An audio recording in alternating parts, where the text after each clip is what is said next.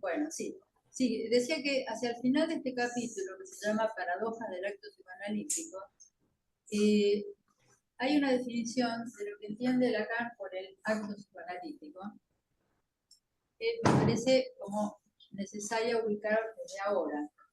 Dice, el acto se reduce a hacer de psicoanalista, en el sentido de la simulación. Hacer de aquel que garantiza el sujeto supuesto de saber. Y un comentario de Lacan dice, ¿quién al comienzo de su carrera no confió al que quiere ayudarlo a sus primeros pasos, tener la sensación de hacer de psicoanalista? ¿Por qué quitarle valor a este testimonio? Bueno, me parece que... Hola, Hola. bueno, me parece dejarlo como marco de trabajo o como punto de partida muy importante, porque sencillamente cuando uno tiene que decir algo así como, bueno, ¿cuál es tu profesión? ¿No? Te preguntan.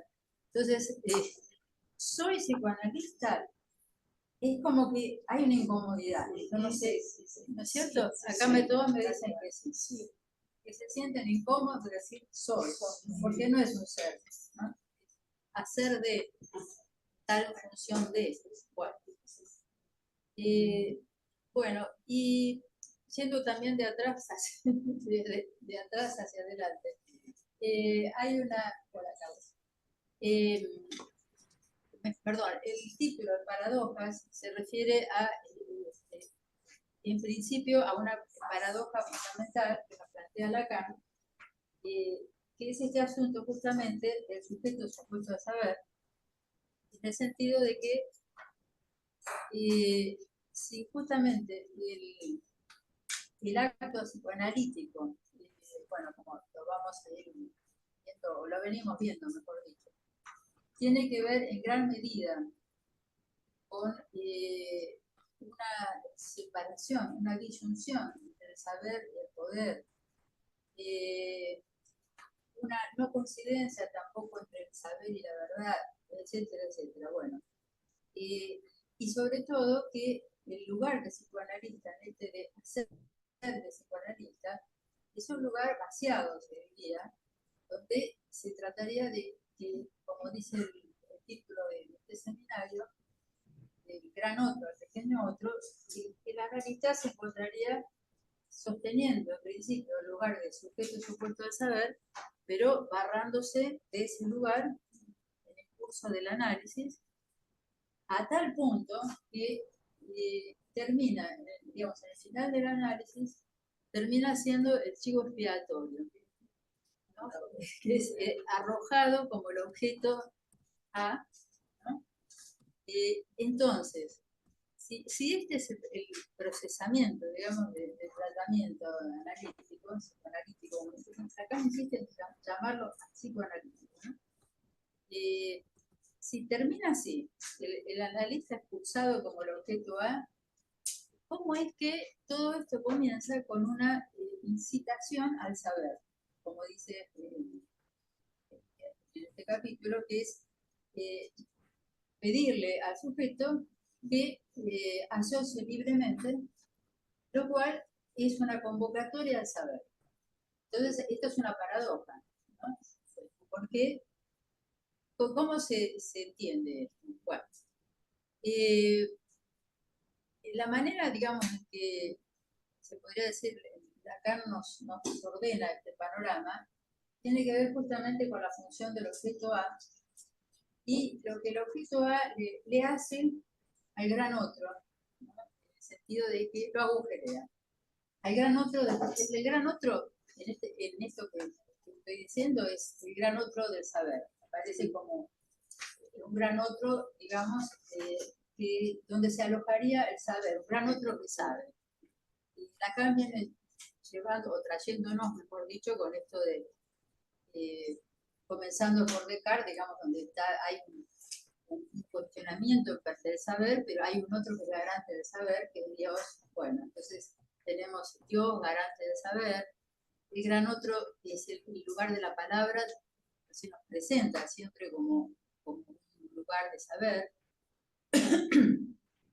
Bueno, ¿y cómo se agujerea esto? De que por la agujerea es el A. Entonces, bueno, fui para atrás, por eso digo que estoy yendo al revés, pero no sé qué digo, hacia atrás para adelante, pero a lo que quería llegar es al punto en que estuvimos trabajando. A ver, bueno,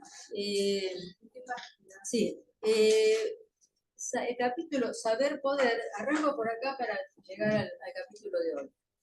El capítulo Saber Poder, página 271 de este seminario, de la edición 32,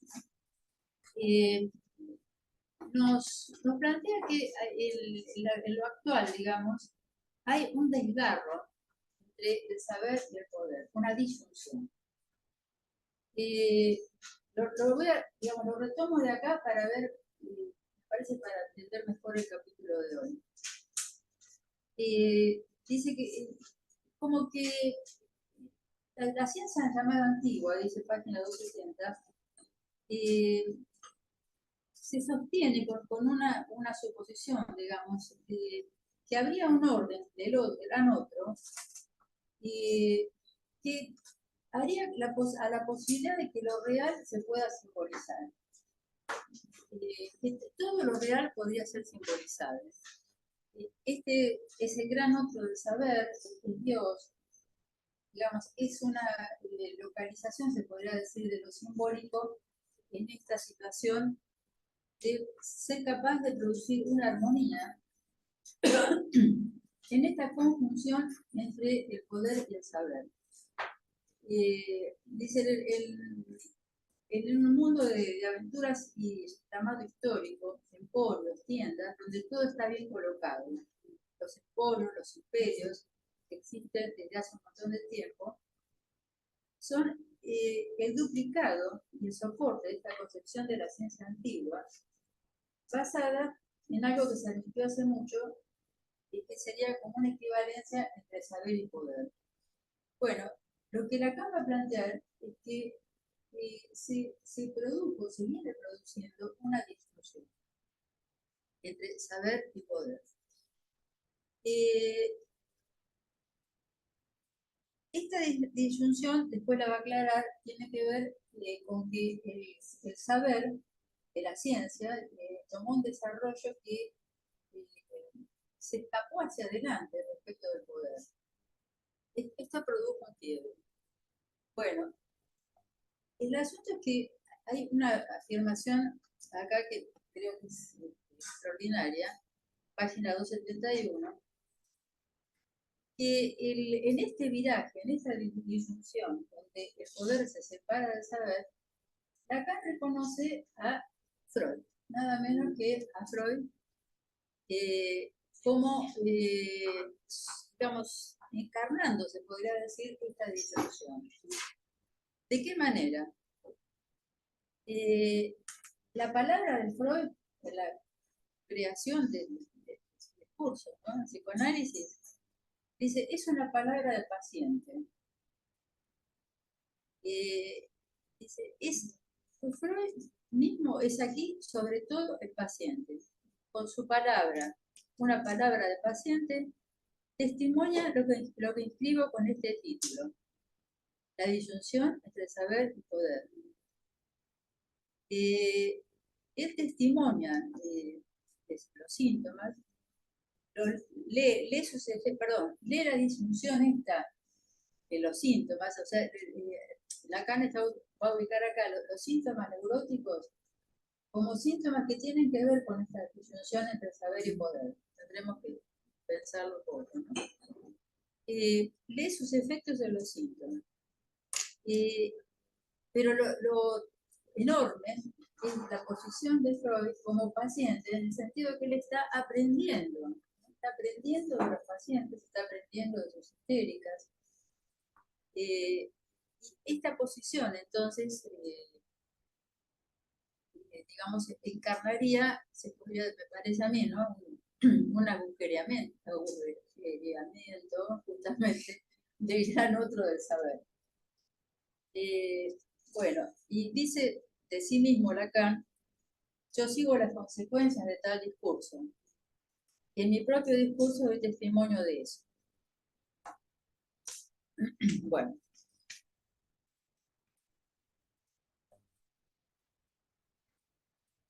por eso este discurso me interesa no tanto o no solamente en su maestría, sino en sus insuficiencias. Bueno, siguiendo con este capítulo, página 273, va a decir que se le podría cuestionar a Lacan, que produjo el tema de la apuesta de Pascal, digamos, como si estuviera en juego una cuestión de religiosidad, pero dice que lo que él considera que la verdadera apuesta es considerar que en este viraje, en esta disyunción entre saber y poder, todos somos pacientes. Todos somos pacientes. Bueno, todo digamos, este pequeño recorrido que estoy haciendo ahora es para ubicar el barramiento del gran otro. Digamos, justamente el título de este seminario es ese, el gran otro, el pequeño otro. Pero bueno, Lacan lo viene fundamentando tanto con la apuesta de Pascal, primero digamos, la destitución de ese Dios del soporte del saber de Descartes. Es todo un recorrido que está asignado por el objeto A, por la función del objeto A como eso que hace a la incompletud del gran otro. Bueno, va a diferenciar, bueno, no importa, lo dejamos porque, dice, los efectos maliciosos del objeto A en el campo del gran otro, por esto de agujerearlo, ¿no? Dice, en el campo del sueño de la unidad, el A hace el efecto malicioso de sacarle un pedazo.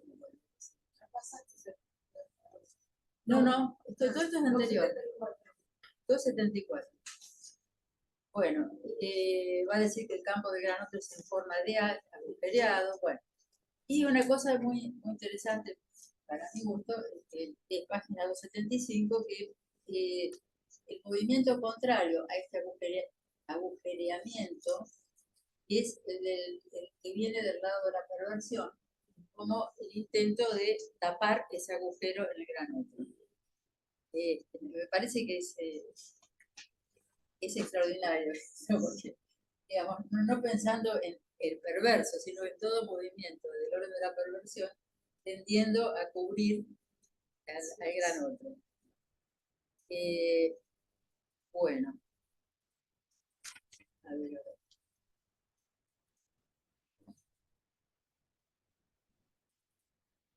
Bueno, incluso en página 276 nos va a recordar el asunto de la relación de objetos, y lo que ubica en este sentido es cómo habría como un enmascaramiento, así con el modo de la perversión, de ese agujereamiento del gran otro. Bueno, tenemos y vamos llegando a la... Entonces, bueno, la explicación matemática de toda esta trama, donde el A aparece restando como impidiendo que el gran otro, como lugar de la palabra, se presente como un uno, ese trabajo que hace con la serie de Fibonacci con la que ya hemos trabajado. Estoy como refrescando un poco cómo es que Lacan arranca localizando el objeto A en todo el tránsito que va desde del gran otro al pequeño otro. Fundamentándolo como siempre, digamos, con diversas escrituras, tanto desde el lado del desarrollo filosófico como sobre todo el matemático, por la serie de Fibonacci, donde ahí se ve, bueno, ahora no sería como para retomarlo, pero se ve cómo va funcionando este restar del gran otro en el desarrollo de la serie. Bueno, vamos entonces al capítulo de hoy, paradojas del acto psicoanalítico.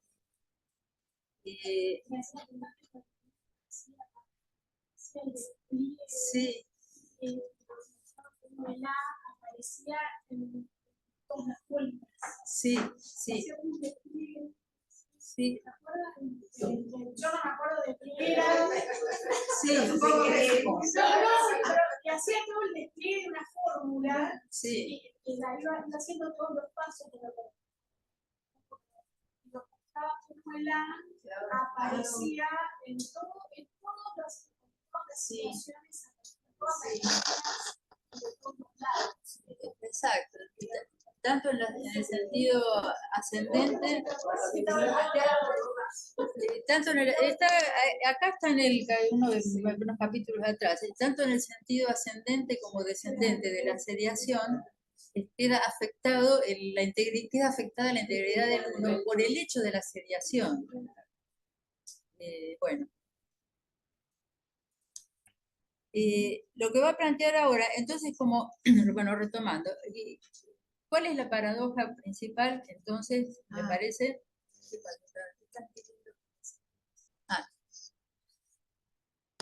Sí, vuelvo a retomar. La paradoja que me parece central en este momento es esta cuestión del saber.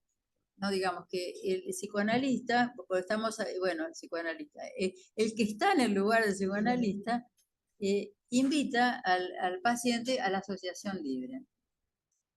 Y esto es una convocatoria al saber, dice Lacan, ahora lo va a aclarar mejor, lo cual aparece como paradójico respecto a esa posición de ser el que sostiene el vacío, el vacío de objeto en realidad, digamos, el estar en el lugar del objeto, en el campo de trabajo psicoanalítico, no es sostener al objeto, sino la ausencia del objeto. Digamos, el A como ausencia del objeto, ¿no? Y entonces como en ese terreno pantanoso aparece una incitación al saber. Ahora va a ir aclarando. Lo primero, al empezar el capítulo, página 309, es que Lacan dice que como antes nadie habló del acto psicoanalítico, nadie lo nombró, ¿no? Nadie había siquiera pensado nombrar como tal al acto psicoanalítico, nombrar que había en alguna parte un acto. Hay que suponer que esta verdad estaba velada, y en tanto no era nombrada. Y acá me parece que no lo dice así exactamente, pero este nombrar que hace Lacan se pretende un efecto, o pretende un efecto de nominación. Entiendo que me parece es darle un estatuto que no tenía antes, o darle un estatuto de existencia al nombrarlo, ¿no? Bueno, este seminario es año 68 o 69. Bueno, acá Lacan dice que bueno, tuvo que suspenderlo que por los problemas que hubo, entiendo que era el mayo del 68. Claro. Acá ya es junio del 69. Sí, bueno. Dice que, también dice algo interesante, que esos inconvenientes que tuvo para desarrollar el seminario, quizá estuvieron bien, porque dice que quizás yo hubiera dicho cosas del acto psicoanalítico que no tendría que haber dicho. Esto es parecido a lo que dice con respecto al seminario de los nombres del padre, que dio una sola clase, quedó interrumpido, y después él retoma justamente diciendo que mejor que fue así. Me parece que tiene que ver con lo que, bueno, entiendo que es todo el último tramo de trabajo de los seminarios de Lacan, donde va justamente efectuando en acto un barramiento del registro de lo simbólico en favor de lo real. Bueno, yo lo dejo anunciado nomás porque esto es lo mismo. En todo el tiempo estamos hablando de lo mismo, en realidad, me parece. Es justamente que lo real no quede recubierto por el imaginario de lo simbólico, particularmente que el acto psicoanalítico pueda sostenerse en relación a lo real como imposible. ¿No? No todo puede ser dicho, lo imposible, la imposible escritura de la relación, de la equivalencia de la relación sexual. Bueno, sigo estando en la primera página. Y en este camino, justamente, en el 67, o sea, en el anterior, al 68-69 de este seminario, Lacan había planteado la proposición de octubre sobre el psicoanalista de escuela, justamente. Digamos que la preocupación se había manifestado particularmente con la proposición, que es una propuesta acerca del advenimiento como psicoanalista, ¿no? Y ese es un advenimiento como psicoanalista en relación al pase en análisis, que también supone una destitución, digamos, de los nombramientos jerárquicos de las instituciones, de los nombramientos simbólicos, se podría decir, ¿no? Bueno, yo te nombro psicoanalista, ¿no? Los famosos didactas, de los cuales tenemos mucha historia pasada y presente, absolutamente, y donde, digamos, lo mínimo que podemos pensar es que no hay ninguna estructura institucional que pueda efectivamente designar, nombrar a alguien como psicoanalista, porque bueno, estamos partiendo de que no hay ser de psicoanalista desde ya. Y bueno, y con la proposición de octubre, Lacan lo que va a plantear es que hay una advenir analista en el curso de un análisis, particularmente hacia el final de un análisis, y eso es algo que no es ni intencional ni provocado, sino que tiene que ver con encontrarse justamente el paciente, en posición de paciente justamente, con el objeto causa de su deseo, un procesamiento que es, digamos,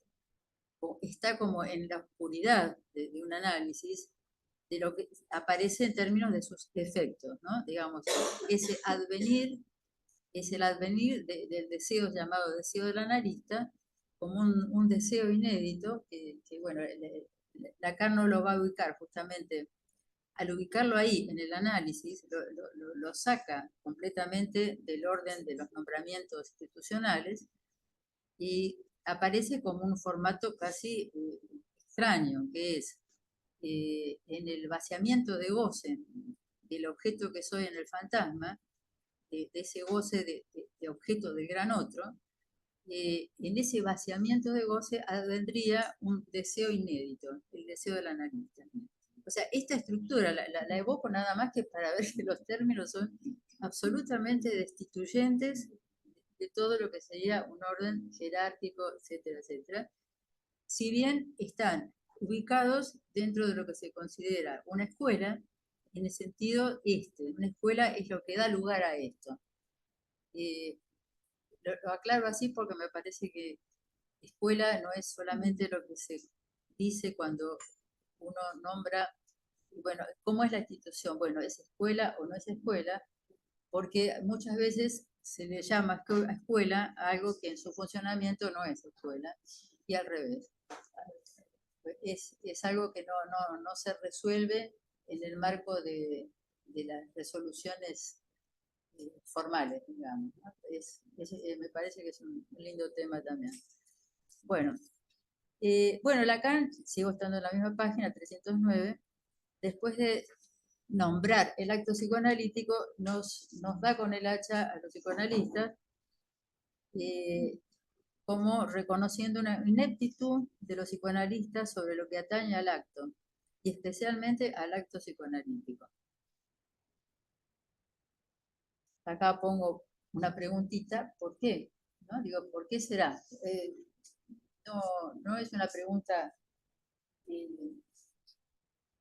como se diría, irónica, sino que de veras me pregunto por qué. ¿No? Digo, ¿por qué esa ineptitud que la cambien de registrando respecto a lo que el analista, quizá lo que alguien que trabaja de analista, yo lo llamaría así, alguien que trabaja psicoanalista como una ineptitud de dar cuenta de su acto. Parece que algo por ahí, ¿no? Hay, por ejemplo, pudor, vergüenza, miedo, ¿no? Hablar de lo que se ha hecho en las sesiones, ¿no? O de los problemas o las dificultades. Inhibición, enorme, enorme. Bueno. Bueno,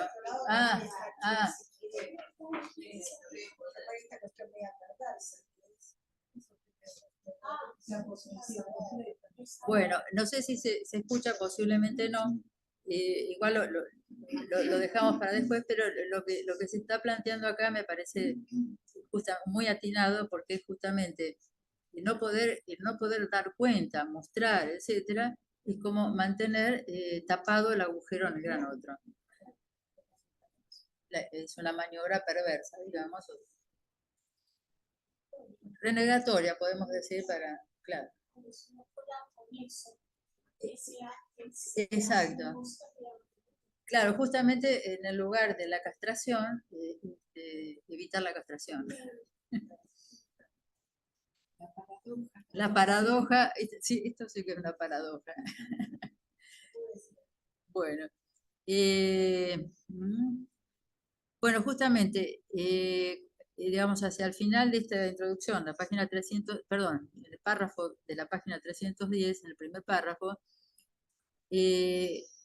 evoca esto de que menos mal quizá que no pude avanzar con mi seminario por cosas que probablemente no debe decirse. Porque la apuesta que estoy sosteniendo, dice acá Lacan, se trata de sostener el acto psicoanalítico en la medida en que éste se relaciona con el objeto A.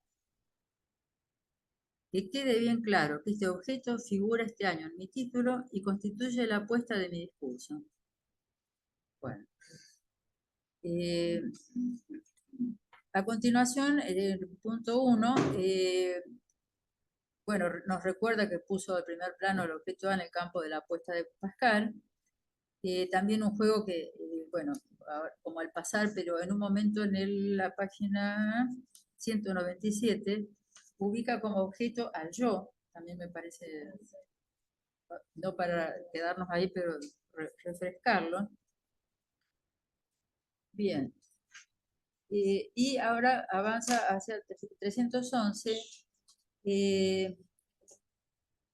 que a pesar de toda esta disyunción entre el saber y el poder, el gran otro permanece, ¿no? Esa estructura original de lo que llamo un gran otro, el Dios de los filósofos, no es tan fácil de eliminar como se cree. Bueno, a él le viene llevando todo el seminario. Tratar de bajar al otro de su lugar de Dios, ¿no? Y dice, bueno, en realidad permanece siempre estable en el horizonte de todos nuestros pensamientos y se relaciona evidentemente con el hecho de que el Dios de Abraham, de Isaac y de Jacob esté allí. Está presente para nosotros en cierto horizonte de estructura determinado por el discurso común, que es el campo que Freud designa como la civilización, es decir, la civilización occidental, la presencia del otro Dios, el Dios que habla, el Dios de los judíos, el Dios de Abraham, de Isaac y de Jacob, no es indiferente para la conservación del gran otro. Sí. Solo una puntuación.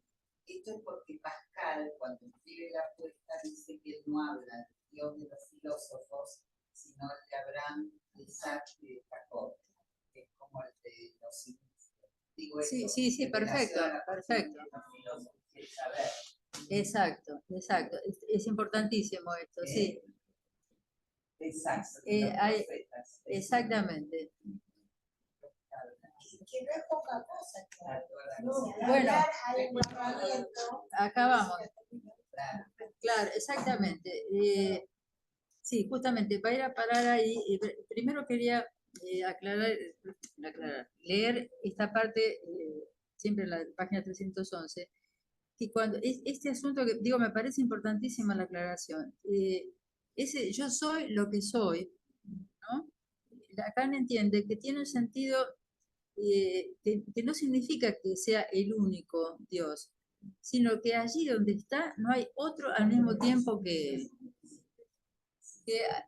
Esto lo aclara en otro momento, lo menciona cuando habla de la ferocidad de Yahvé, que la ferocidad consiste en que ignora, la feroz ignorancia de Yahvé, dice, es ignorar como que le importa un corno de todas las teorías religiosas, las formaciones religiosas anteriores a su palabra, que todavía superviven, ¿no? Y donde hay un cierto tipo de saber sexual. Entonces, Yahvé lo que hace es ignorar rotundamente lo que se superpone en ese momento contemporáneamente con su transmisión, digamos, ¿no?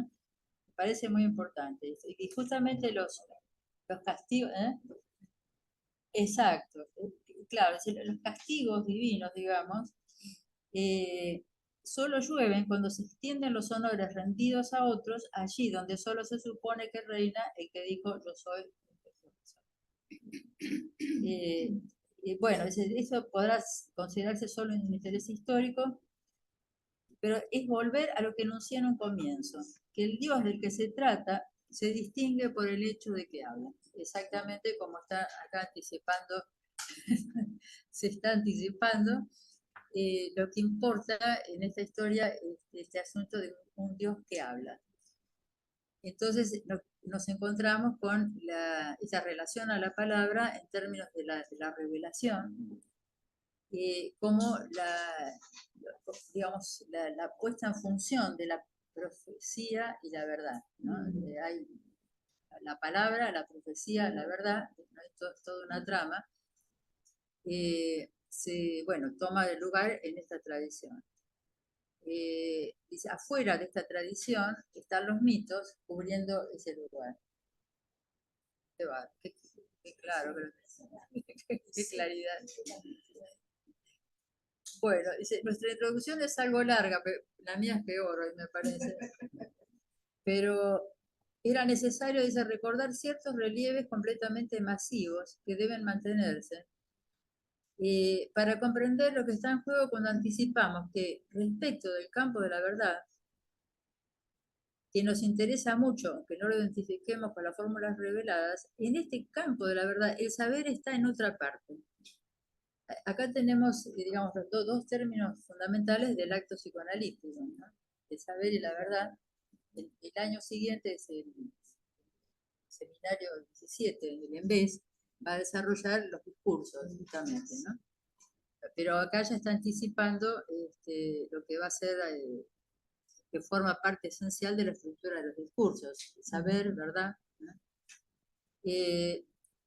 Bueno, dice, por esto, desde que se introduce la dimensión de la revelación, se introduce al mismo tiempo una dimensión tradicional en nuestra cultura, que es la impropiamente llamada de doble verdad. Me refiero a la distinción de la verdad y el saber. Lo que el psicoanálisis reveló y que antes no se sospechaba es lo que se produce en el saber. Esto es el objeto A. Bueno.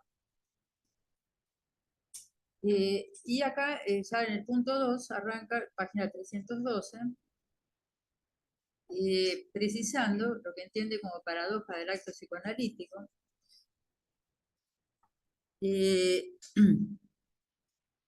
Y arranca así. El análisis articula el objeto A como lo que es, a saber, causa del deseo. Es decir, causa de la división del sujeto, de lo que introduce en el sujeto lo que el cogito enmascara, a saber, que al lado de este ser con el que cree asegurarse, el A, es esencialmente y de origen falta. Bueno, acá es donde entonces va a situar la paradoja, ¿no? Si el A es falta, ¿cómo es? Dice esto de que el acto psicoanalítico se presenta como incitación al saber. La regla que se da al psicoanalizante implica que puede decir todo lo que quiera. Sabe Dios que de buenas a primeras esto puede representar una insensatez. Si se nos tomara la palabra, si aquellos a los que introducimos en esta práctica se pusieran verdaderamente a decir todo lo que se les pasa por la cabeza, cualquier cosa que tenga un sentido para ellos, ¿a dónde iríamos a parar? Pero bueno, acá es donde va a traer el principio de razón suficiente. ¿Y por qué podemos confiarles, no? Si podemos confiarles a esta empresa, esto diga todo lo que se le ocurre. Es precisamente debido a que está implícito, que digan lo que digan, hay un gran otro que sabe lo que eso quiere decir. Acá volvemos a esta localización del otro como lugar de saber. Más allá de lo que se haya enganchado a lo largo de la historia, el Dios de los filósofos no es ajeno ciertamente a eso. Bueno, el principio de razón suficiente, digamos, una minimísima definición, esta es yo tomé una definición de Leibniz, dice, ningún hecho puede ser verdadero sin que haya una razón suficiente para que sea así y no de otro modo. Bueno, entonces sería la justificación, digamos, de que más que la justificación, es el sostén de que la asociación libre va a cualquier parte, pero que no va a cualquier cosa, a cualquier lugar, es este ordenamiento de que habría, bueno, ahí vuelve a aparecer el gran otro como un lugar de saber, digamos, donde se sostiene una determinada estructura que hace que no... Graciela, Sí, perdón. ¿podés Sí. volver a leer la definición del principio de razón Sí, cómo no. suficiente? Sí, esta es de Leibniz. Sí, Leibniz, Leibniz, sí. del lado de la ciencia, porque hay definiciones del lado de la filosofía, definiciones del lado de la ciencia, bueno, yo tomé esta mínima, ¿no? Sí. Dice, ¿qué dice el principio de razón suficiente? Que ningún hecho puede ser verdadero sin que haya una razón suficiente para que sea así y no de otro modo. Gracias. No, por favor. Bueno, denuncié este principio ante ustedes como lo que está en el horizonte de lo que hace posible la experiencia psicoanalítica. Se trata que digan, sin tener en cuenta más que lo que se les pasa por la cabeza, siempre habrá para eso una razón suficiente. Y esto basta para poner en el horizonte al gran otro, el que sabe. ¿Y cuál es la otra patita, digamos, de este principio de razón suficiente y ese lugar que le otorgamos al gran otro, ¿no? Como lugar de depósito del saber sería? La otra patita es que el neurótico procura saber. Nosotros intentaremos ver por qué. ¿Por qué procura saber? Todavía no lo aclara Lacan, cómo lo considera, ¿no? Pero bueno, digamos, creo que el trabajo psicoanalítico muestra bien claro que hay un empuje a querer saber, al menos en relación a los síntomas, ¿no? ¿Por qué el porqué del síntoma, el origen del síntoma, etcétera? Digo, en una definición muy elemental, ¿no? Pero esta posición de la neurosis, digamos, es complementaria, se podría decir, de esta función de sujeto supuesto a saber que se impone sostener para que se genere la transferencia, ¿no? Digamos, como que el sujeto tiene que suponerle un saber a quien está en la función de analista, para que opere la transferencia como amor al saber. El analista le supone a su paciente neurótico que sabe y que habla. Exactamente. La paradoja también. Ahí está la paradoja. También eso. ¿Se escuchó lo que dijo Estela Maris? Que también el analista le supone a su paciente neurótico que sabe y que por eso hable y que diga todo lo que se le pase por la cabeza, porque ahí va a haber, bueno, una verdad. Bueno, Pues, bueno, claro, exactamente lo que están enunciando y anunciando, ¿no? Es cuáles son las relaciones entre el saber y la verdad, ¿no? Con las que tenemos que encontrarnos. Dice la interpretación, al pie de página 313, dice la interpretación analítica se distingue porque en lo que se articula en adelante como saber, por primitivo que sea, ella, la interpretación, ¿no?, apunta a un efecto de saber por estar articulado allí, que ve sensible como su verdad. Se le vuelve, sí, pues la frase no está bien escrita, inclusive. Un efecto de saber, la interpretación analítica produce un efecto de saber que al sujeto de análisis se le vuelve sensible como su verdad. Me pareció buenísimo esto. Se le vuelve sensible como su verdad. Bueno, avanzo un poquito para... Exactamente, exactamente. En el discurso del analista, cuando habla en el seminario siguiente, va a localizar como que el saber va al lugar de la verdad.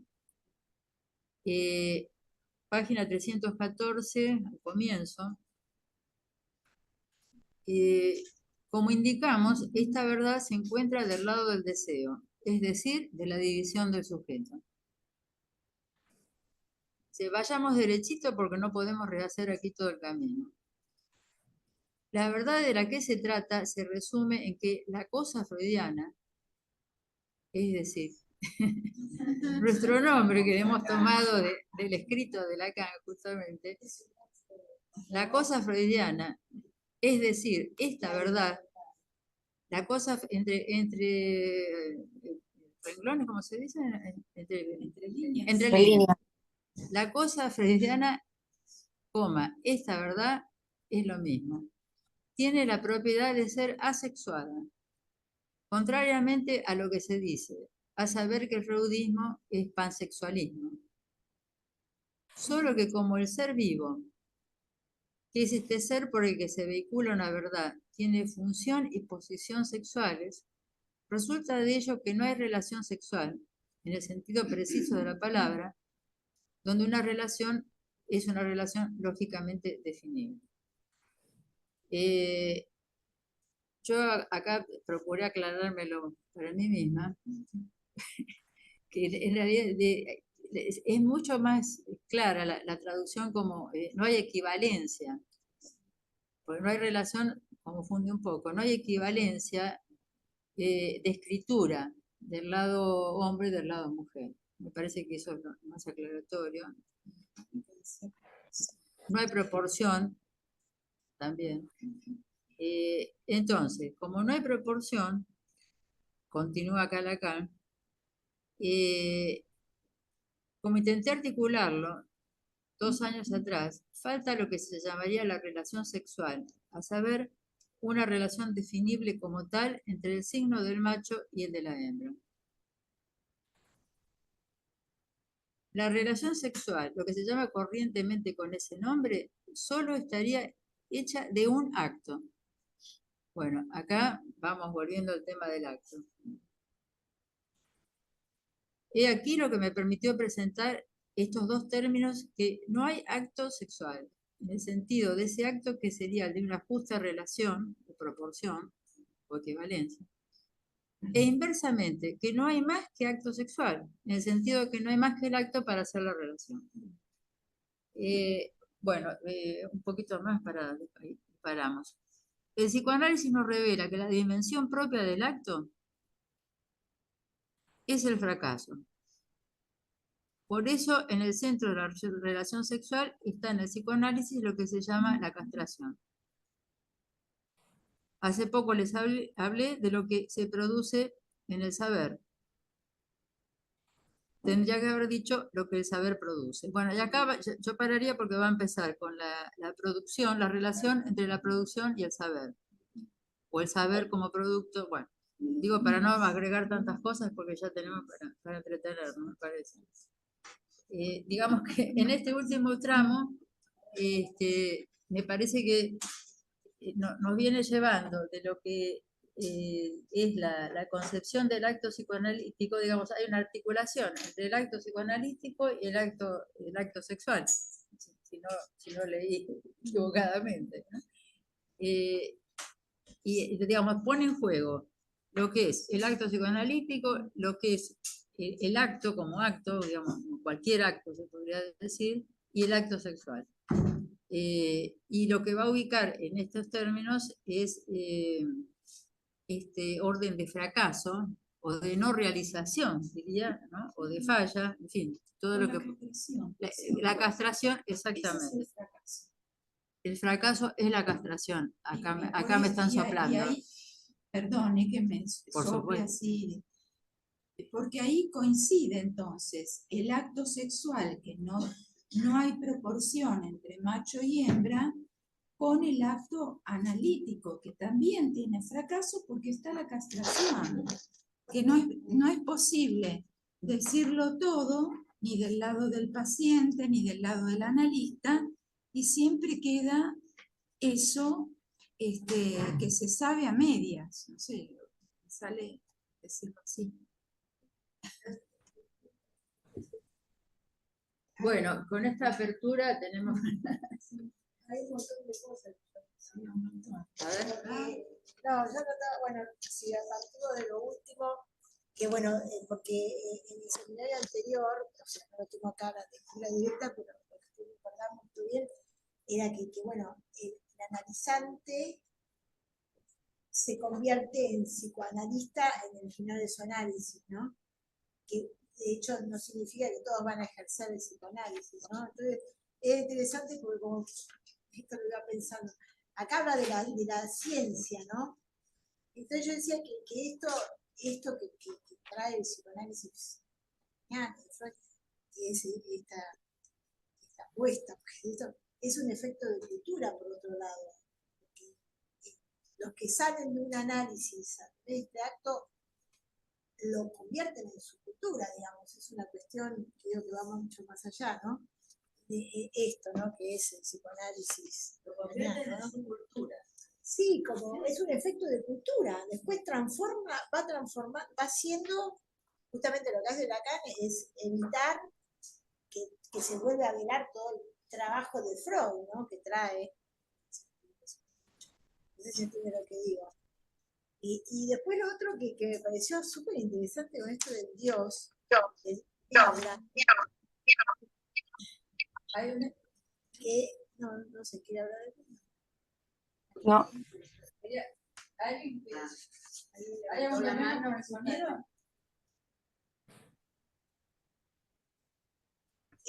Bueno, sigo, no sé. O sea, este Dios que habla, que entonces desde el momento en que habla, ya estamos en el terreno de lo que va a faltar. Digamos, desde la palabra ya, ahí Marité levantó la mano. Entonces yo decía que acá también lo que está haciendo Lacan está haciendo esa apertura a lo real, a lo que cuando dice yo soy lo que soy, como esto que irrumpe como lo real, que en realidad aparece ahí, se muestra, digamos, y no importa qué hay por fuera, digamos, por otro lado, es lo que hay, y ya está, aparece y desaparece, como una cuestión así, ¿no? Bien, nada, planteo esto. Marité quiere hablar. A ver si me puedo. ¿Me escuchan? por eso. Sí, esperen que voy a... Tengo que...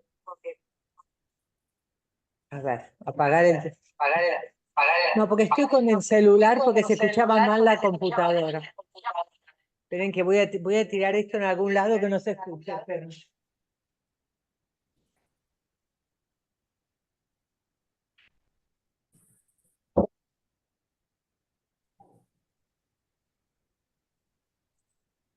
Ahora, ¿me escuchan?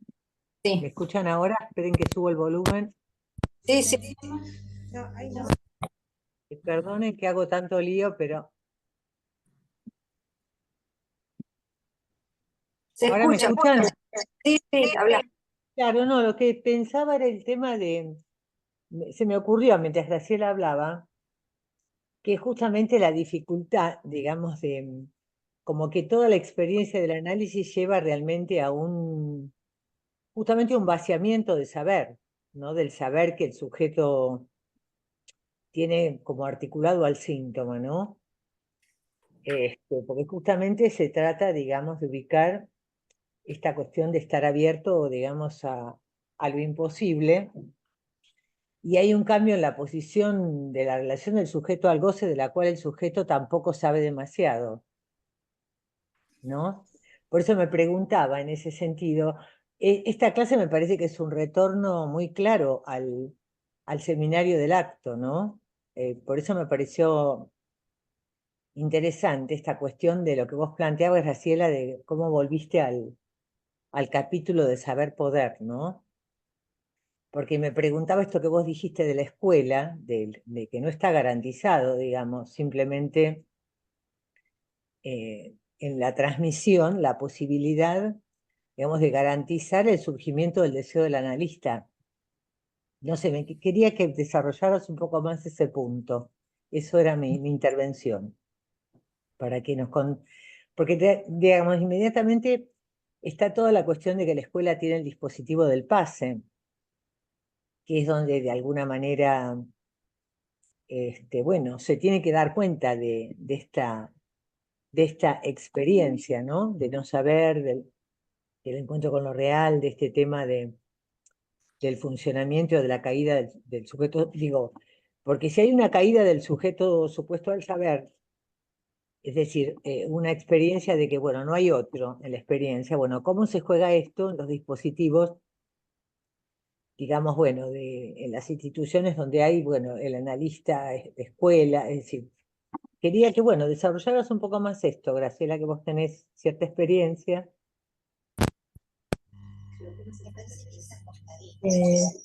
No es ¿No? Hola. Hola. María Luz. Bueno, Sí. primero a ver la intervención de Luz, después lo retomo. Sí, Luz. Bueno, está un poco continuar de esa línea. Hay algo que me queda resonando, y si lo podemos pensar como paradoja, cuando Lacan habla del Dios, ¿no? Del Dios de Sinaí, el Dios de la zarza ardiente, que habla de que yo soy lo que soy, pero lo que tomo de esto es que que no significa que sea el único, es solamente allí donde está, ¿no? Allí donde está es donde opera, pero puede haber otros al mismo tiempo que él, pero si están en otro lado es distinto, ¿no? De algún modo lo pensaba en relación a la posición del analista también, ¿no? Que opera allí donde está, no es el único, ¿no? Y la paradoja de esto, de si es una posición de saber, que es lo que él critica al principio, y bueno, y cómo lo que está trayendo Marité en relación a el trabajo del análisis de cada analista, porque creo que ahí está la base, y la cuestión de si el pase es una garantía de esto, ¿no? De la relación del analista con su propio deseo, ¿no? Bueno, y cómo lo podemos pensar, si hay una paradoja o no en esta cuestión de la posibilidad de encuentro con el deseo de analista y atravesamiento a través de un pase o no. Eso. Bueno, nada más. Para pensar en la esencia de la ¿te pasa eso? No. No, solo que con lo que dijo se me ocurrió que ahí toma otra, escucho distinto lo de la presencia del analista, que muchas veces se trabaja tanto en relación a que implica la presencia del analista, en lugar de ahí donde está. Pero donde está es un lugar, no, en relación a estar presente, ¿qué es lo que está presente en el acto, en relación al analista? El deseo.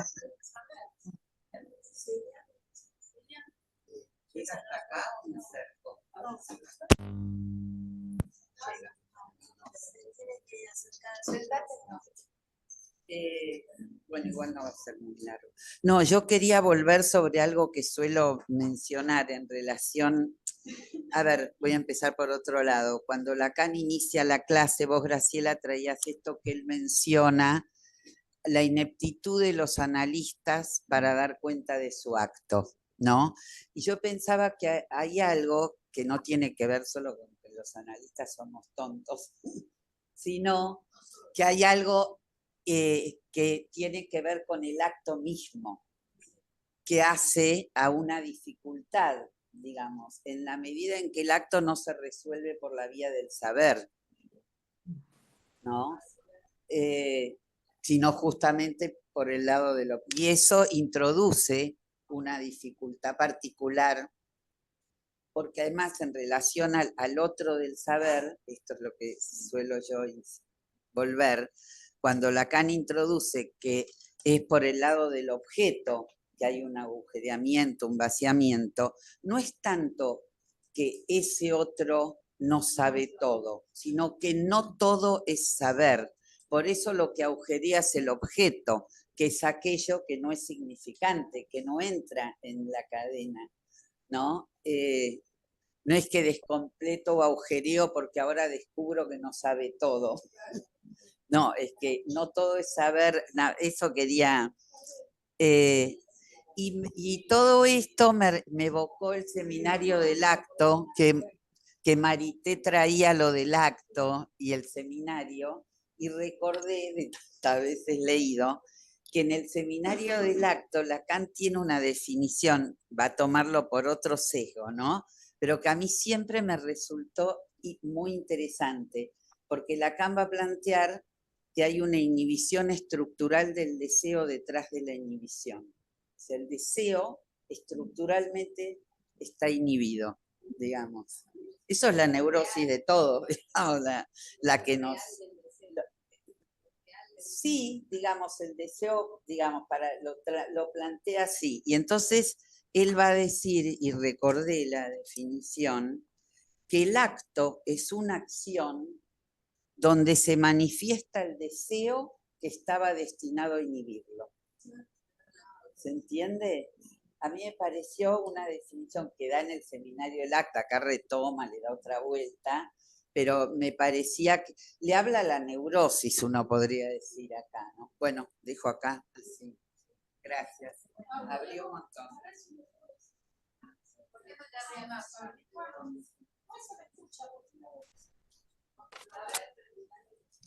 No se escucha, Paula. No se escucha, Grita. Fue muy rápida la respuesta. No, porque no, en relación a lo que decías, a ver si lo puedo decir, porque como estamos con Mariela se nos escapa, si no es, si es que no sabe todo, entonces no hay un porqué, o no es que hay que saber qué es lo que, ¿no? Lo que no se sabe en el sentido de encontrar un sentido, no sé si lo estoy armando bien, pero no, o vaciar de saber al analista, o no es eso, sino ir encontrándose cada vez con ese no todo se sabe, o no todo es saber, para que algo del análisis se vaya armando. No sé si lo estoy diciendo bien, porque como no es fácil de poner en palabras, pero bueno. Claro, por lo menos. Por lo mismo. ¿Alguien más? Ahora, bueno, voy tomando lo de la presencia del analista primero, antes que se me escape.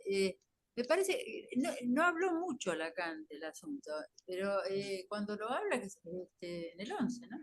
Sí. Yo lo que logré entender es que dice que el analista, el que está ahí en el lugar del analista, es testigo del cierre del inconsciente. Cuando se cierra el inconsciente en una sesión, ¿no? Es algo que ocurre muchas veces cuando por ejemplo, hubo una sesión anterior donde algo surgió como casi como una revelación. Entonces, la sesión siguiente uno espera a ver cómo sigue. No, se cerró. Y ni siquiera lo retoma. No, cambió de tema, ¿no? Claro. ¿De qué hablamos? ¿De qué hablamos? ¿Hablamos? ¿Vine a la sesión? Claro.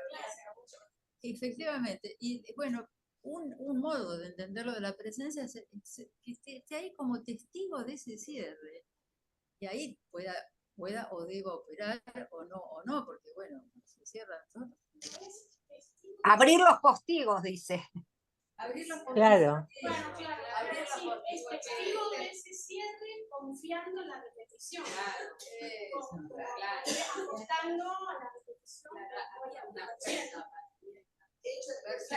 Claro, porque esto anticipa lo que viene en el siguiente, que no siempre en la experiencia se sostiene todo el tiempo el discurso analítico, sino que rota por los otros discursos.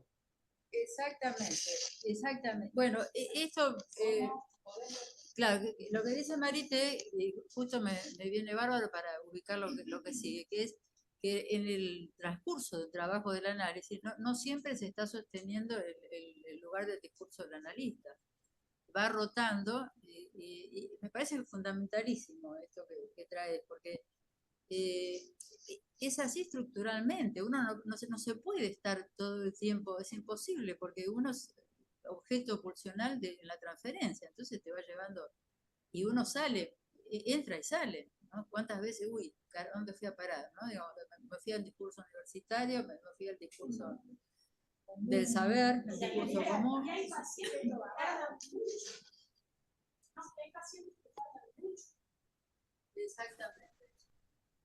Tardan mucho, pasan tiempo. Qué bien. Sí, exactamente. Bueno, sí, me parece que... Uno dice, ¿para qué vienen? Pero ellos después dicen, qué bien que me hace venir. Dice, ¿por qué? Porque justamente porque les hablan, ¿no? Y en ese hablar ellos se van pagando. Chicas, se escucha mal, ¿por qué no cerca del micrófono? No, que a veces a mí me ha pasado, ¿no? Recién decía que hay un paciente que viene y uno lo escucha y se va y vos decís, ¿qué pasó? ¿No? Hablamos de cualquier cosa, bueno, de eso se trata, ¿no? Y a mí me sorprende porque a veces yo digo, bueno, tendrá que seguir o tendremos que hacer un corte en algún lado, y me dice, qué bien que me hace esta sesión, y me dice, bueno. Es que no saben, está bueno, no saben. Es hablar, ¿no? ¿Cómo? En ese punto que escucha un analista, ¿no? Habla con otro, cuando habla con un analista todos los días, ¿no? Aunque me parece que no pasa nada, ¿eh? El analista se ve que escuchamos de otra manera. Sí. Cuento una pequeña anécdota de un jovencito, de un muchacho paciente, que en verdad él me propuso ir al diván. Fue así. Y así fue. Y entonces me dijo en un momento, ay, el diván es tendencia. Porque, y cuánta razón tenía, porque no es que habló de cosas que no había hablado antes, pero realmente pensando también en el diván y la presencia, el lugar que tiene el analista con el diván, surge alguna verdad o algo de algún modo muy particular que no había aparecido antes. Así que mi querido paciente tiene razón. Exactamente. Es tendencia. Lo dijo así. Sí, sí. Bueno, esto que decía la Mari recién, me parece, por ejemplo, que da cuenta de lo que son las nominaciones que se producen, las nuevas nominaciones, ¿no? En un análisis. Que, bueno, Lacan va a decir, a medida que avanza con este tema, que la nominación viene de lo real. ¿Qué quiere decir? Que no es una, que, digamos, si bien su consistencia, por decirlo así, es simbólica, toca algo de lo real, la habladuría toca algo ha tocado algo, el bla bla del análisis ha tocado algo de lo real. Entonces, una misma palabra, un mismo significante, es nombrado de otra manera porque ha rozado un sentido que antes no estaba. ¿No? Que vieron que a veces, pero esto también quiere decir tal otra cosa. Y eso es la invención, es ese asunto que tan misterioso, ¿no? Que parece decirle acá con el asunto del Newton, justamente, que invención, no es que uno pasa a ser Newton, mirando la manzana y la ley de gravedad. Invención es eso, de repente hay una nominación nueva de algo que te cambia todo, porque digamos, hay una, digamos, la composición de determinadas palabras hace que un síntoma se sostenga, por ejemplo, ¿no? Como digamos, en un formato de goce, en un formato de sufrimiento. De repente, un nuevo, claro, puede caer, viene otra nominación, o cae la que había y listo, y eso supone un vaciamiento de goce. Bueno, y acá vamos a este asunto del pase en análisis, que es extraordinario, digamos, como Lacan, harto de ver las jerarquías de las instituciones psicoanalíticas, empieza a buscar que lo que ocurra en el proceso de un análisis, como en lugar de lo llama intención respecto a la extensión, ¿no? Intención es el trabajo de la cura. A ver si va a encontrar en la producción de las sesiones de análisis un reaseguramiento de la teoría. A ver si lo que hacemos ahí, en el antro donde cada uno trabaja, algo que corrobore la teoría psicoanalítica. No algo, las cosas que puedan, los actos que se producen en ese acto tan inhibido, justamente, van a dar una constatación y van a aportar al discurso. O sea, Lacan con la proposición va a buscar que lo nuevo en el análisis para el paciente y lo nuevo en el discurso salga de las tripas, de las entrañas del acto analítico. Una cosa.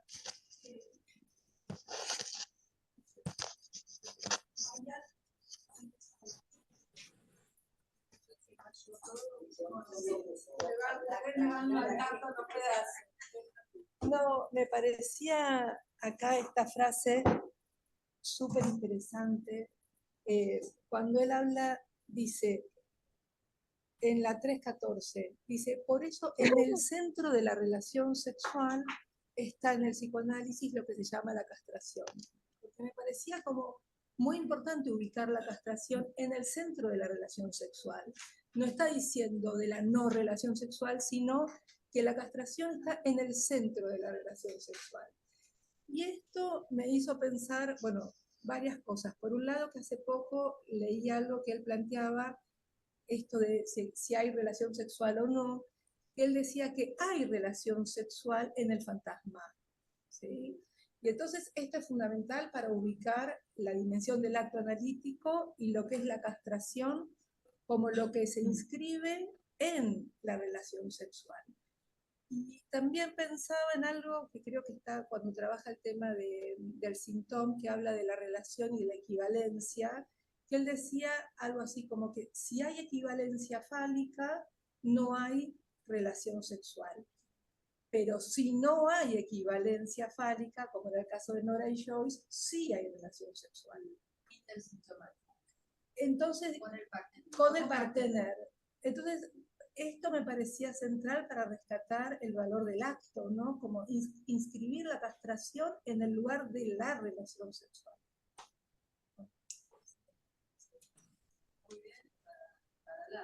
La diferencia entre relación sexual y acto. Y acto sexual.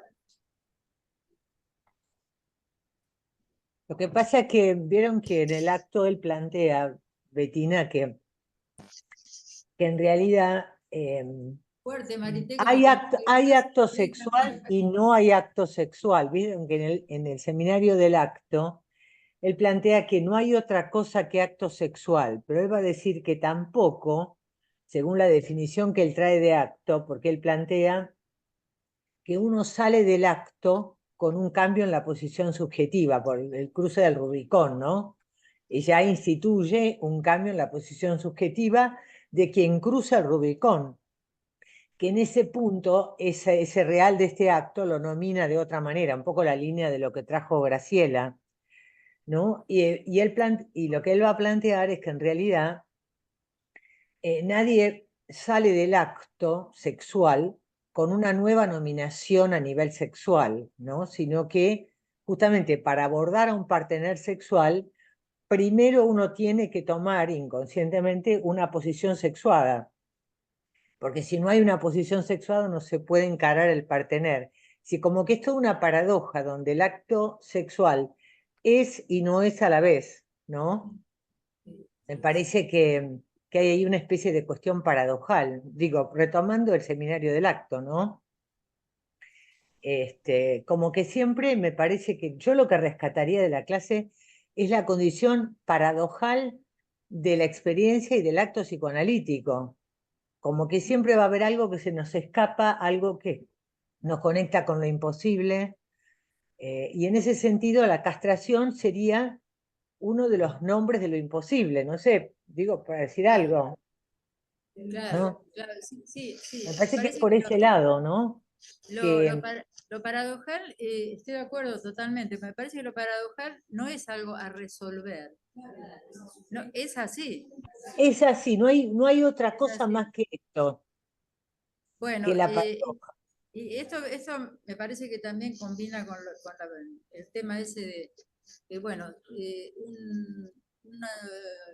una trama de trabajo se pueda organizar como una institución o como una escuela,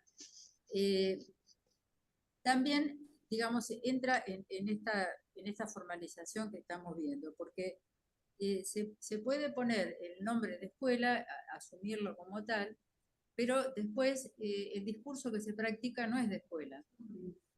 Y entonces está el dispositivo del pase, está el dispositivo del cártel, pero, por ejemplo, hay cártel, pero no hay más uno. Empiezan a aparecer distorsiones.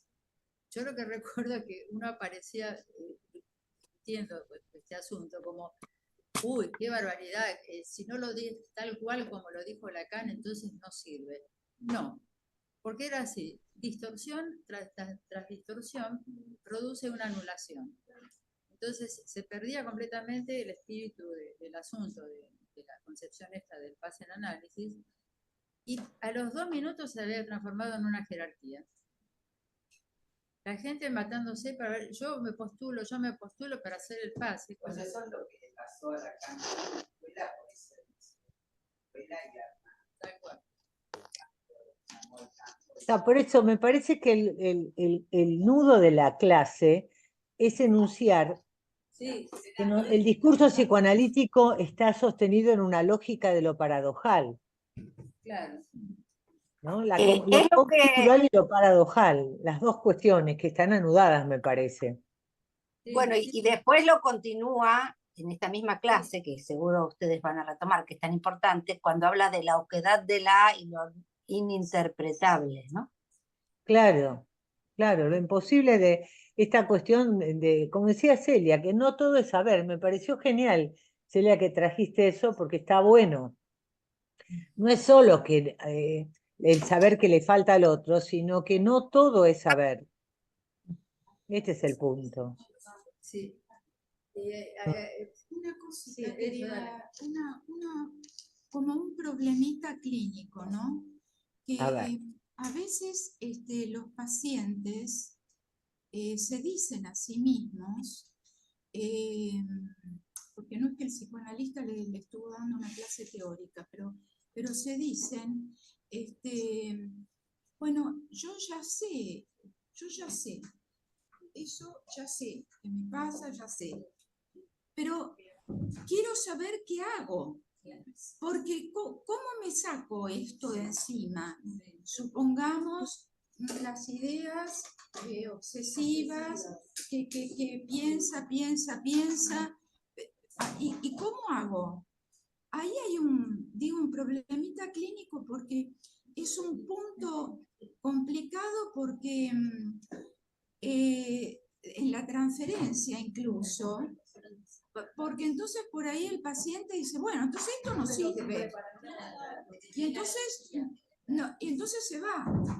Bueno, no, ya sé, a lo mejor se va, a veces se va enseguida, porque esperaba que enseguida le dijéramos cómo se sacaba la idea esa de la cabeza. Solamente lo enuncio, porque es para que esto siga circulando o sigamos conversando, ¿no? Pero me parece que es un tema. ¿Sí? Claro, pero está perfecto lo que dices, Estela, porque justamente Acá estaba no se diciendo trata del que, saber, Carlos, sino del saber hacer. Bueno, Lacan después va a ubicar que, bueno, el análisis, claro, porque no es lo que él, no es que agregarle un saber o que la interpretación le aporte un saber, sino que él viene a tratar de saber hacer con el goce que lo habita, ¿no? Y bueno, este es el punto, ¿no? Que en realidad se trata de la dimensión de un acto, no de un saber. Un poco lo que decía, me parece, Bettina, ¿no? Es decir, cómo se trata no de una especie de aumento del saber. Por eso en el 11 él hablaba bueno, de poder desbrozar un poco, hacer caer los saberes que porta el síntoma, ¿no? Y esa es la dificultad, si logramos en la experiencia un saber hacer con eso, ¿no? Bueno, Es- Carlos, ¿cómo hacemos? Tenés que venir.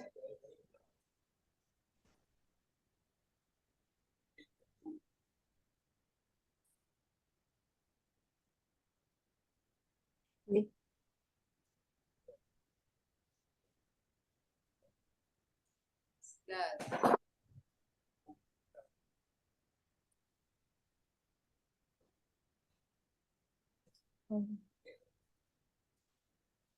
No se escucha, no sé si se les desenchufó el micrófono. No se escucha, ¿eh? Sí, lo que decía Carlos es que hay una ficción de que coincida el saber con la verdad. Sí, sí, sí. Bueno, yo agregaría ahora, digamos, la salida probable que plantea Lacan con el tema del síntoma, ya que fue un tema que trabajé. Porque lo que ahí ya no se trata ni del saber ni de la verdad, se podría decir, sino de esa identificación rara, ¿no?, que aparece en el sentido de que aquello que era el síntoma que me molestaba y yo consideraba extraño y me lo quería sacar de encima, paso a identificarme con eso en el curso del trabajo de análisis, a reconocerme ahí. Y eso, claro, como algo propio, y tiene que ver con tiene que ver con la posición del sujeto. Ya no es preguntarme por qué y por qué, sino cómo hago con esto. Este es el error, la falla que me constituye. La castración, esa es la castración. Yo estoy afectado de este error, de esta falla. ¿Cómo hago con esto? ¿No? Por eso él dice un saber hacer, que también aparece, saber hacer, tener que ser yo. No, es cómo manipulo esta cosa que me pasa, ¿no? Digamos, de una manera muchísimo más simple de entender justamente una posición relativa a la castración, ¿no? es un invento lo que hay ahí, o una invención lo que hay ahí. Bueno, porque, por ejemplo, en los niños siempre es más fácil porque la palabra invento circula de un modo de juego. Claro, vamos a inventar. Dale, ¿qué? Y entonces Claro. bueno, inventa. Y la verdad es que cada paciente o cada uno de nosotros hace algo diferente, ya sea con la idea obsesiva que se le viene, qué sé yo, pero es personal. Y en ese sentido creo que es un invento, ¿no?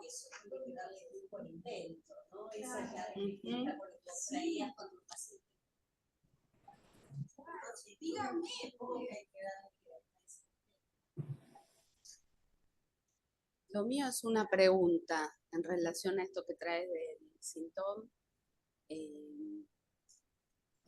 ¿Estaría implicado entonces la idea de que se dejaría en algún momento de buscar o de acceder a otras nominaciones, para decirlo en los términos de hoy? O sea, ubico eso, que es mi falla, mi error, lo que me genera el malestar, lo que me hace repetir, lo que no cesa, y en algún momento digo, bueno, es esto, y acepto esa nominación para poder hacer con eso, porque el tema es que todo el tiempo se escabulle a otra cosa. ¿Se entiende? La pregunta es, digamos, hay un punto, yo leí el síntoma, lo trabajé en un grupo de lectores, 2 años, la verdad me resultó difícil, sobre todo que algunas cosas no había leído antes, entonces por ahí uno siempre va y vuelve, ¿no? Pero esto del saber hacer, de hacer con eso, me parece muy interesante. Yo lo vengo tratando de trabajar con niños, con la invención, pero digo, de pronto cuando te escuchaba, digo, ¿y cuándo es digamos, cómo se llega a ese punto donde digo, bueno, esto es mío, pero ¿qué es esto que es mío? A ver, trato de aclarar esto. Lacan lo ubica como algo, no como un descubrimiento, sino como un proceso, es un proceso de modificación en relación a imaginario y real.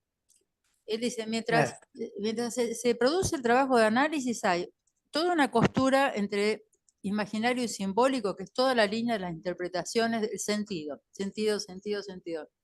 metáfora.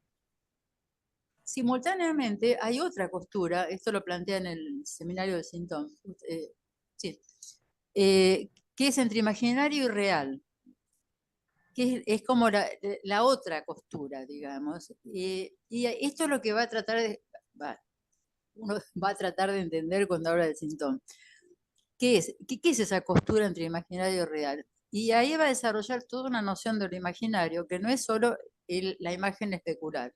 Está la imagen fija del espejo, está el cuerpo, los movimientos del cuerpo, y la posición del sujeto respecto a la mirada del estadio del espejo, del otro que mira, el asentimiento del otro. Todo eso quedaría conmovido en el transcurso del análisis. Entonces, lo que va a llamar identificación tiene que ver con todo esto. No es solamente, no es un sentido, yo tengo ese error, no. Se rompe, claro. Bueno, sería muy largo. La historia del medio pollo en el de Leturdí. Porque, bueno, es muy larga la historia, pero está buenísimo. Sí. ¿Puedo decir algo primero, Paula? No, porque a mí me parece... Termine, gracias.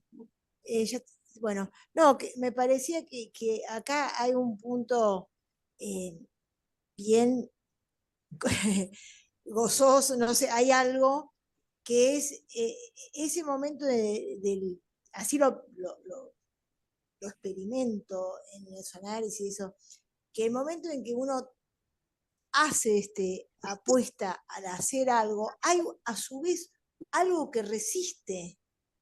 Y eso que resiste, que ahora ahí Graciela lo estoy ubicando como lo imaginario, porque yo lo estoy pensando en la medida que lo escucho a Graciela y a los demás que saben de este tema, eso que resiste es la estofa del saber hacer, no sé, como que se produce algo, ahí está. No es que uno tiene que inventar sobre la nada misma, ¿no? sino Claro, sobre aquello que con lo que hay. resiste Sí. a la pérdida de ese Mm. objeto. Perdón, acá lo veía yo así. Mm.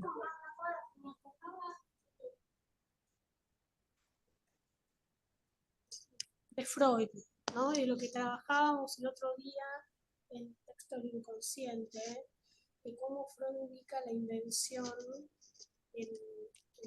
del lado del proceso secundario. ¿No? Ay, más alto, no te escucho, Paula. No, que me acordaba, casi me acordó el micrófono.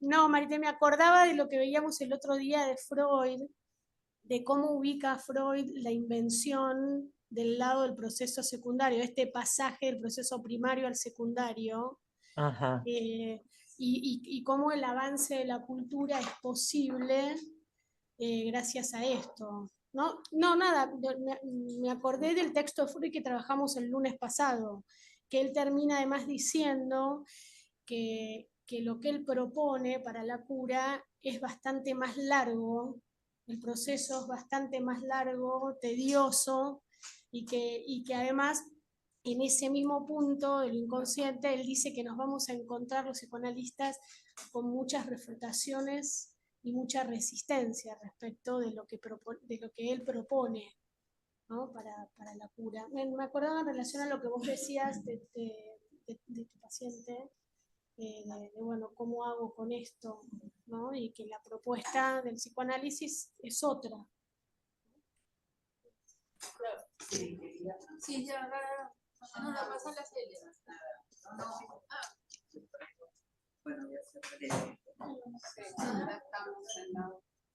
Ya estamos. Bueno, breve. Estamos. No, solo quería retomar un poco esto de la dimensión, llamémoslo síntoma, pero me parece que no tiene que ver, y en lo que vos traes, Graciela, con que es el mismo síntoma del inicio. No, claro. Pensemos que está la repetición y la insistencia de la repetición que no se cura, ¿no? Claro. Digamos, claro, la codimensión de lo incurable, y es allí sobre esa dimensión de lo incurable sobre la que opera, llamémoslo invención, el saber hacer, sí, ¿no? Eso quería. Nunca se repite. Una sola cosa perdón, una sola observación. Me parece que todo esto es muy difícil de hablar, porque pareciera que fuera algo volitivo. Ahora voy a saber hacer por mis síntomas. Voy a perder el goce. No, nada de esto. Entonces, no, quería que no nos salgamos. Claro. Bueno, hasta la próxima. Hasta la próxima. Muy bueno. Chao. Chao. Bueno. Voy a hacer. Chao.